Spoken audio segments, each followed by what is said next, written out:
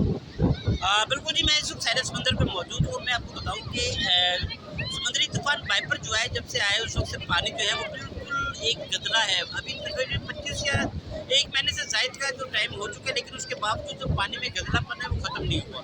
پھر دوسری ایک بات یہ بتاؤں کہ آج سے 20-25 روز پہلے ہم نے ایک رپورٹ کی تھی جس پہ ہم نے بتایا تھا کہ باقاعدہ جو ساحل سمندر میں سپیوں کی ایک بہت بڑی تعداد جو ہے وہ یہاں پر آئی ہوئی ہے. اور وہ یقیناً وائپر جو ہے جو سمندری میں جب طغیانی آئی تھی تو وہ طغیانی کی وجہ سے سپیاں جو ہے وہ ساری کی ساری باہر سارے سمندر پر آ گئی.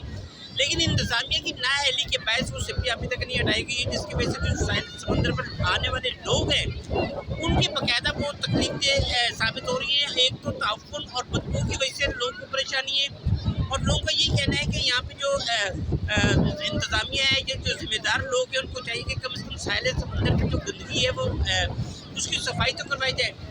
ویسے تو نام پر جو سیلیبریٹیز ہیں، وسیم اکرم ہو گئے یا اسی طریقے سے جو دیگر سیلیبریٹیز ہیں ساحل سمندر کے حوالے سے بڑی صفائی ستھرائی کی باتیں کرتے ہیں، لیکن اب تقریباً 1 ماہ سے ساحل سمندر کا یہ حال ہوا ہوا ہے لیکن کسی کو کوئی خبر نہیں ہے. بالکل کیمرہ مین دکھائیں گے کہ لوگ اس وقت نہانے میں مصروف ہیں، لیکن گندے پانی کی وجہ سے وہ پریشان بھی ہے. ابھی ہماری جو مختلف لوگوں سے بات ہوئی ہے، یہ طبی ماہرین ان سے بات ہوئی تو ان کا یہ کہنا ہے کہ یہ گدلے پانی کی وجہ سے تھوڑی سی اسکن کی پرابلم بھی ہو سکتی ہے، تو لوگوں کو تھوڑا سا بھی اس میں احتیاط برتنا چاہیے.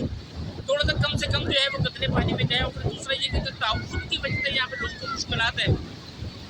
لوگوں نے باقاعدہ حکومت سندھ سے اور جو انتظامیہ ہے، کنٹونمنٹ بورڈ ہے یا دیگر جو انتظامیہ ہے ان سے باقاعدہ ریکویسٹ کی ہے اور اپیل کی ہے کہ خدارہ ساحل سمندر کی صفائی کی جائے تاکہ لوگوں کو جو مشکلات ہیں وہ نہ ہو سکے، لوگ آسانی سے یہاں پہ جو زیادہ سے زیادہ آ سکیں. جی.